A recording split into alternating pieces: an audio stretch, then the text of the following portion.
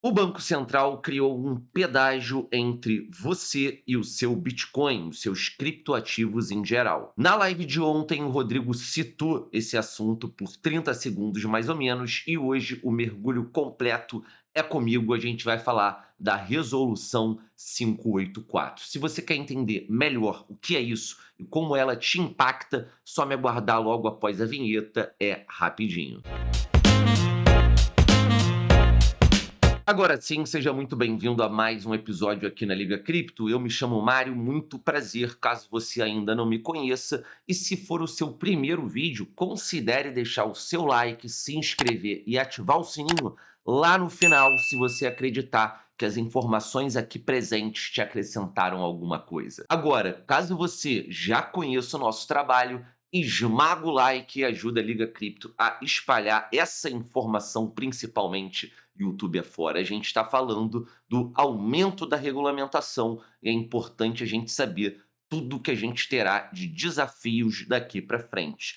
Lembrando, sempre bom ressaltar, todos os vídeos aqui da Liga Cripto são apoiados pela Bybit, a melhor plataforma de compra e venda, trade em geral, do mercado cripto. Se você ainda não testou, tem um link aqui embaixo para você criar a sua conta e você ainda fica elegível a airdrops de Bitcoin, Ethereum e dólares digitais que a gente faz aqui toda semana no canal, nas lives do Rodrigo, para quem também é membro da Liga Cripto. E aí você tem esse bônus e ainda desfruta de vídeos exclusivos, por exemplo, como no último, que eu abordei um tema muito importante em relação ao Bitcoin, e eu me refiro ao BIP 110. Mas, família, vamos voltar ao assunto principal desse vídeo. A resolução do Banco Central Brasileiro, número 584, saiu no dia 7 de agosto. Mas, família, hoje, no dia 11 de agosto, a gente vai entender qual é a regra, quem pode ser afetado ou pego por ela e o que você pode fazer para você não depender desse bom senso regulatório. Então, para começar, família, o que o Banco Central publicou na sexta-feira? E eu já vou deixar aqui um parêntese: eu fiz uma alteração na forma de apresentação por conta de feedback nos comentários. Tem gente que já está curtindo esse novo formato, mas tem gente que reclamou porque a informação já aparecia na tela. Então ela só vai aparecer na tela agora quando eu clicar, quando eu ativar. Se você está curtindo essa alteração, deixa o seu like e deixa também no comentário. Se eu não me engano, foi o Yuri que falou aqui no último vídeo. Então, vamos seguindo aqui nesse novo formato. Na resolução 584 do Banco Central Brasileiro, que foi publicado no dia 7 de agosto, ela cita uma retenção de até 24 horas, que seria cautelar na transferência cripto. Mas de onde para onde? A gente já vai tocar nesse assunto, em que tipos de transferências são afetados. Mas em termos de valor, o gatilho para essa regra ser acionada são transações de até US$ 10.000, sendo unitária, né, de uma vez só, ou até mesmo somando ao longo do dia. Por exemplo, se você fizer três transações de US$ 4.000, a gente está falando de US$ 12.000. Ultrapassando os 10 por dia, a sua transferência já seria elegível a uma retenção de 24 horas. Mas a gente vai explicar isso melhor, porque isso só começa no dia 1º de janeiro de 2027. E como eu tinha dito, essa regra ela vale para transferências da corretora para a carteira própria ou para o exterior, inclusive cobrindo stablecoins. A gente não está só falando de Bitcoin. E de onde ela vem, família? Ela não é uma regra solta, ela é quase que um tijolo do marco cripto da Lei 14.478 de 2022. Inclusive, a gente teve um pacote do Banco Central em novembro de 2025 que regulou as corretoras, a gente está bem ciente disso, e agora a trava antifraude ela vem plugada nesse sistema. Vale ressaltar aqui, eu ainda não tenho informações completas, né, mas como eu disse, a Bybit é nossa parceira há anos e ela traz, nesse momento, uma novidade que é em relação à conta internacional, onde você vai ter mais responsabilidades, mas acredito eu também mais liberdade. Eu vou trazer mais informações à frente, mais um motivo para você seguir inscrito, com o sininho ativado e ligado aqui na Liga Cripto, porque também o Rodrigo comentará sobre isso nas lives. E onde exatamente essa trava entra, família? Você está vendo aqui seu saldo na corretora. Automaticamente você poderia fazer uma transferência no passado para sua carteira externa, na sua cold wallet, só que é exatamente nessa linha que a gente pode ter uma trava de 24 horas. Só que eu quero fazer uma ressalva. Como eu tinha comentado anteriormente, o valor é acima de US$ 10.000 numa só transação ou somando ao longo do seu dia, dentro de 24 horas. Fracionar não escapa. Óbvio, fracionar você teria um escape se abaixo de US$ 10.000, mas se você fracionar US$ 15.000 em 24 horas, não é ali uma forma de escape. E um detalhe que ninguém trouxe, pelo menos eu não vi ninguém comentar. Esse relógio ele conta a partir do aporte dentro da sua conta. Ou seja, se o recurso ficar parado na corretora há mais de 24 horas, ele já sairia sem fila. Então, isso é um ponto importante, inclusive que eu não tinha citado num vídeo que eu falei algumas semanas atrás, em que não se tinham muitas informações sobre essa nova resolução do Banco Central. E aí, talvez você se pergunte, Mário, mas então se as minhas transações não ultrapassarem US$ 10.000 em 24 horas, eu estarei sempre isento dessa trava? Eu estarei abaixo do radar, digamos assim?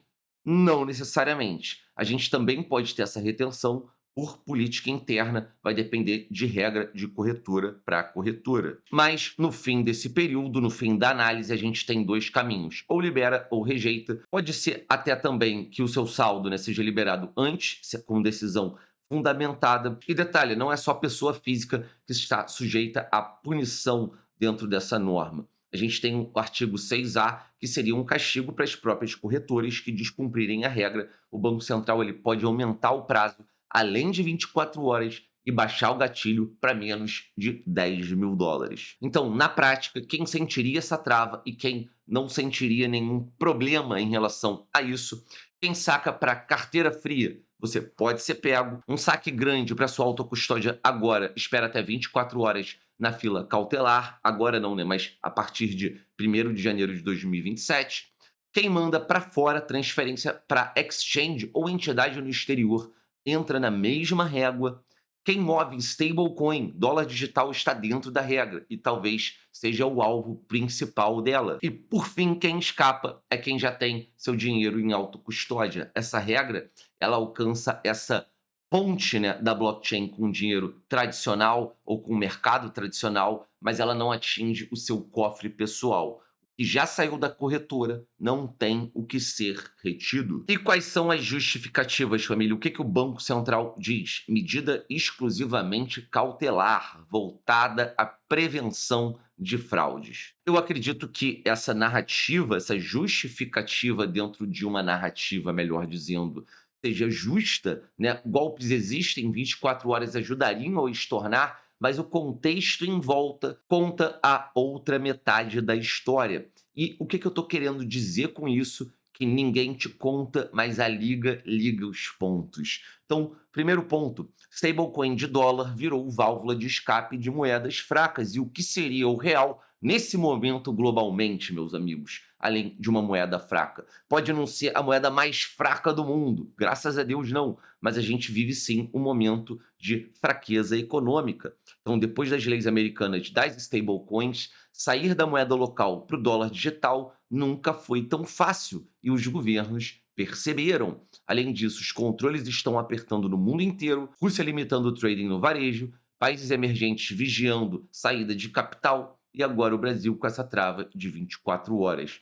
E eu trouxe aqui a leitura do Rodrigo na live de ontem, se você não assistiu ainda dá tempo, é o desespero de ver o mundo se expor em dólar via stablecoin. Isso é opinião, não fato, mas encaixa 100% com a criação dessa regra que cobre stablecoins explicitamente. Só para a gente não deixar de comentar, e o preço, Mário, o que você fala do Bitcoin agora? Então, estou trazendo aqui um resumo do que o Rodrigão trouxe de maneira completa na live de ontem. A gente ainda mantém o teto próximo de 65.800, 66.200 seria a nossa resistência.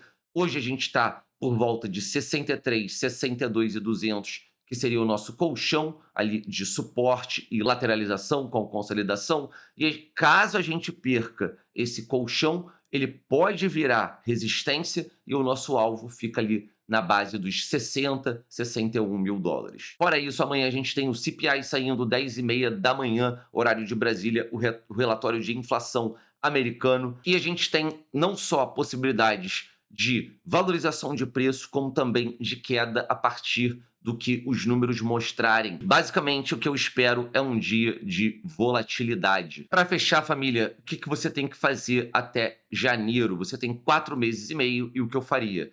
Respire, né? Trava não é confisco. Seu Bitcoin continua CIL. A regra, atrasa a ponte até 24 horas, mas não troca o destino. Se autocustódia está nos planos, antecipe.